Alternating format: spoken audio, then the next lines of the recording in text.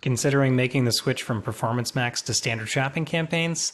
Let's talk about it. This is a pretty hot topic right now. A lot of people are talking about standard shopping just being like better than Performance Max, or just at least weighing the options of having standard shopping running alongside Performance Max, either with the same products or different products, or just moving to standard shopping away from Performance Max altogether. So let me take a look at this post with you guys. So essentially, this person is considering making the switch completely off of Performance Max to standard shopping. Some of the reasons that they mention is that most of the spend, 80% of it, is come from shopping. I'm not sure what date ranges they're looking at, but let's just assume this is reliable. So spend is 80% shopping, 15% search, and the rest other, so display, YouTube, etc.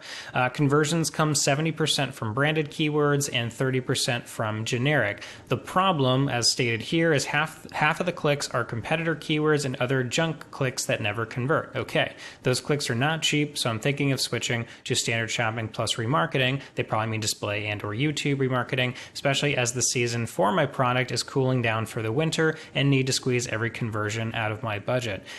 Their considerations or thoughts so far as a strategic shift is to either switch to generic standard shopping minus brand, competitor, and other junk, branded standard shopping, branded search, been running for ages with about 80% impression share, top generic keyword search campaign. Any opinions? Thanks. Okay, perfect. So with this one, what I would try first before I went completely off of Performance Max to standard shopping, if you haven't tried a Performance Max feed-only campaign that's just shopping, it might be something to try. You could also try, if you have the budget and the risk tolerance for this, a Performance Max feed-only campaign, and then alongside of that, a asset-only Performance Max campaign that is doing everything except for shopping. You just essentially disconnect the Google Merchant Center from that campaign during the initial setup process when building the new campaign. You'll see it'll say to choose a Google Merchant Center account. You just hit the X there and it'll get rid of that part. So then it'll be everything except for shopping.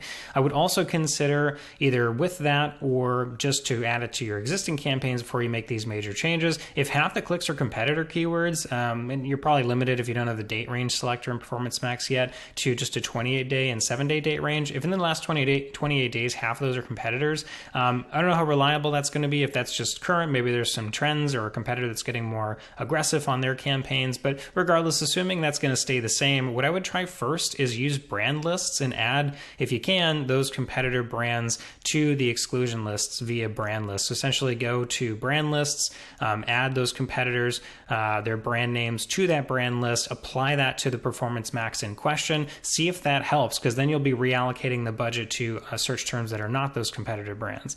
Now, you can also submit brands to being added to a brand list if you don't see all those competitors in there. So that might be something you have to work out with Google to see if it's possible for you in particular. So those are a couple things. If you decide also that like, hey, I still want to try standard shopping, you can always try running it alongside your Performance Max campaign, either in max clicks or manual CPC or a target ROAS. You can certainly try that. You might just see Performance Max if the same products are in both, and more likely than not, it's going to just cannibalize most of that traffic. I would definitely recommend, if you're going to try standard shopping, whether it's completely on its own and removing Performance Max or alongside of Performance Max, to still do the classic query filtering setup where you have SKUs in one campaign, so SKU based search terms, brand product names in another, and then generic non-branded traffic in another. Or if that doesn't make sense for your business or the type of searches that you usually see, just be something like maybe a 2-tier system where it is high converters and then everything else, and they have different priority systems and negatives to funnel those keywords. Classic setup. Certainly do some Googling if you don't know what I mean by that. Lots of great posts on it. But I think I would try all of that before I just moved completely off of Performance Max, because when you move off of Performance Max, you got to keep in mind you're losing that really aggressive function to have maximize conversions and maximize conversion value without having to set a restrictive target return on ad spend or a target CPA. There are reasons to use those things, but just know what you're doing when you're moving away from that, and also know that Performance Max is going to hopefully continue to improve algorithmically and in terms of its targeting and understanding consumer intent across its own ad channels. So those are all things to keep in mind. It may or may not be the best option for you, but definitely take all those things into consideration. Hopefully that was helpful, and we'll see you in the next video.